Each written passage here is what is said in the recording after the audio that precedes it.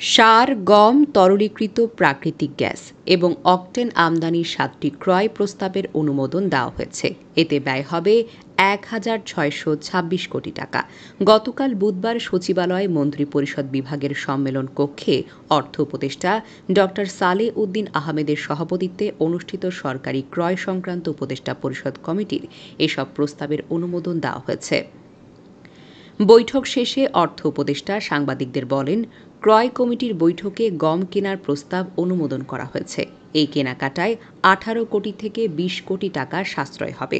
চাল গমের যে মজুদ আছে সেটা এখনও সন্তোষজনক। তবু আমরা বলেছি ৫০,০০০ টন গম এনে রাখার জন্য, যাতে খাদ্যের কোনো ঘাটতি না হয়। তিনি বলেন, ইরান ইসরায়েল সংঘাতের কারণে হরমুজ প্রণালী দিয়ে পণ্য পরিবহন বিঘ্নিত হওয়ার শঙ্কা থাকলেও বাংলাদেশের পণ্য আমদানি রপ্তানিতে এখনও কোনো প্রভাব পড়েনি। মরক্কো, তিউনিসিয়া থেকে আসা সারের দামও কিছুটা বেড়েছে। এমন আরও নিউজ পেতে জেড টিভির সাথেই থাকুন।